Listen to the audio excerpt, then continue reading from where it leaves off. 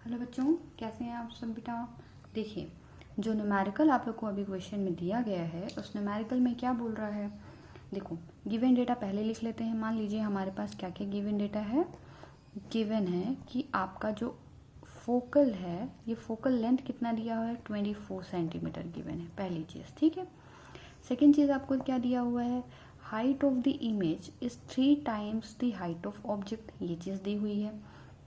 इसके अलावा आपके पास और क्या दिया है, इसके अलावा आपके पास गिवन है दैट मैग्निफिकेशन दिया है आपको 3, दैट टू +3। और +3 का मतलब आपका क्या होता है, +3 का मतलब ये होता है कि u और v आपके दोनों का डायरेक्शन क्या होने वाला है, सेम डायरेक्शन होने वाला है ना।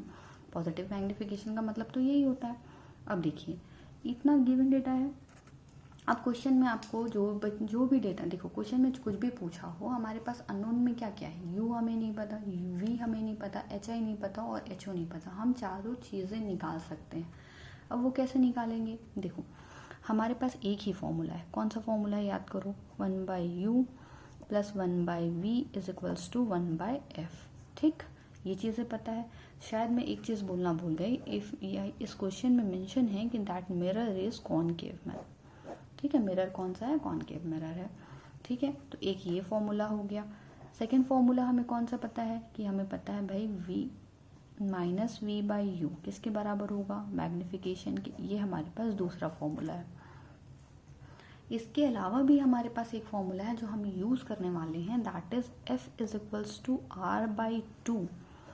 ये भी यूज़ करेंगे। क्यों यूज़ करेंगे बेटा, देखो यहाँ से अगर आप देखोगे तो इसको जब सॉल्व करोगे तो u और v के टर्म्स, u और v एक अननोन में कन्वर्ट हो जाएगा, मतलब v = 3u आप ऐसा लिख सकते हो, है ना। तो इस इक्वेशन में जब पुट करने जाएंगे तो दो अननोन हो जाएंगे, तो u हो जाएगा या v हो जाएगा या फिर f हो जाएगा।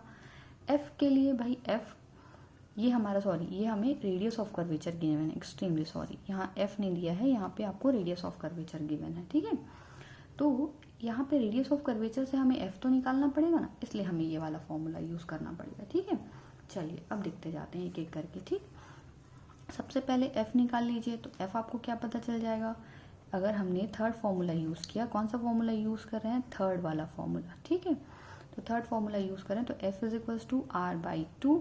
r कितना दिया है, 24, तो 24/2 यानी 12/2, मतलब 24/2 दैट इज 12 सेंटीमीटर। ये आपको किसकी वैल्यू मिल रही है, f की। अब गलती हमारी यहीं से शुरू हो जाएगी। क्यों गलती हमारी यहाँ से शुरू हो जाएगी, मैंने पहले ही कहा था, जब हम इस वैल्यू को हम यहाँ रखने जाएंगे, हम हमेशा किसके साथ रखेंगे, साइन कन्वेंशन के साथ। अगर हमने साइन कन्वेंशन नहीं रखा, हमारा आंसर गलत आने वाला है। कौन सा मिरर है, कॉनकेव मिरर है।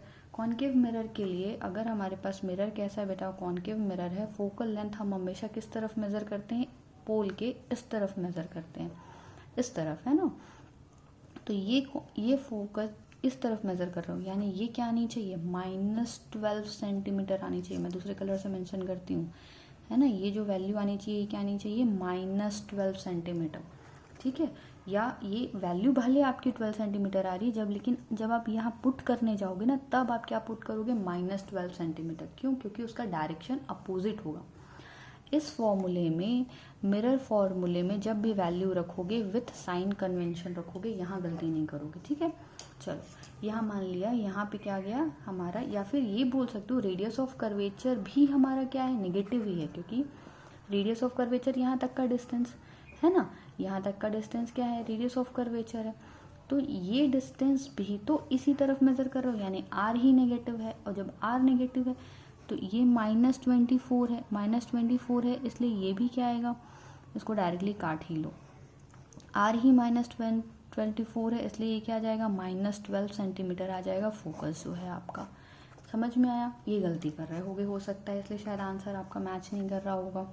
ठीक, सेकंड फिर ये हो गया। इसके बाद जब हम आगे बढ़ते हैं तो हम सेकंड फॉर्मूला यूज़ कर लेते हैं। तो सेकंड फॉर्मूले में हमारा क्या दिया है, m इज इक्वल टू क्या बोल रहा है, -v/u बोल रहा है। ये दिया हुआ है 3, तो यहाँ से -v/u, तो v इज इक्वल टू मैं डायरेक्टली लिख सकती हूँ क्या, -3u। ठीक, तो f की वैल्यू आ गई, v की वैल्यू आ गई। अब सीधा क्या करो, इक्वेशन में पुट करते जाओ। तो अब इक्वेशन में देखो, 1/u, ठीक, प्लस क्या आ जाएगा तुम्हारा minus of 1/3u is equals to 1/f, तो दैट इज -12, है ना। तो ये क्या आ जाएगा, इसको सॉल्व करोगे तो 1/u minus 1/3u and that is minus of 1/12। ये क्या आ जाएगा 3 - 1, ठीक है, डिवाइडेड बाय 3u। यहाँ पे क्या आ जाएगा माइनस ऑफ 1/12। ये तो आपका क्या आ जाएगा 2 divided by 3u। I guess इसको सॉल्व करने में किसी को दिक्कत नहीं होगी, फिर भी मैं स्टेप बाय स्टेप कर रही हूँ, मैंने एक भी स्टेप स्किप नहीं किया है, ठीक है। तो ये क्या हो जाएगा तुम्हारा 24, ये माइनस में है तो u इज इक्वल्स टू क्या आ जाएगा -8 सेंटीमीटर। ये वैल्यू आ गई किसकी, u की, ठीक। अब u आ गया, अब आगे का काम तो आपके लिए बहुत आसान है। कैसे करोगे भाई, इसके लिए तो ज़्यादा सोचने की ज़रूरत नहीं पड़ेगी आपको, है ना। देखो कैसे कर सकते हो आप, बहुत इजी है। आपको सिर्फ क्या करना पड़ेगा, मैग्नीफिकेशन की वैल्यू है आपके पास में, क्या होती है -v/u। मैग्नीफिकेशन कितना है 3 है, -v, u कितना आया -8, माइनस माइनस कैंसिल आउट कर दो, v इज इक्वल्स टू कितना आ जाएगा आपका 24। तो ये आपकी वैल्यू आ गई 24 की। इतना समझ पाए आप, ठीक। तो बस इसी बेसिस में आप क्या करते जाना, वैल्यूज पुट करते जाना बेटा, और आपका फाइनल आंसर आपको मिल जाएगा। u आ गया, v आ गया। अब आपको कोई बोले hi और ho बताओ, तो उसको भी तो आप कंपेयर करके निकाल नहीं सकते हो ना, ठीक है। एक बार hi और देखो ये मैग्नीफिकेशन है, hi है, और ये क्या होता है ho होता है।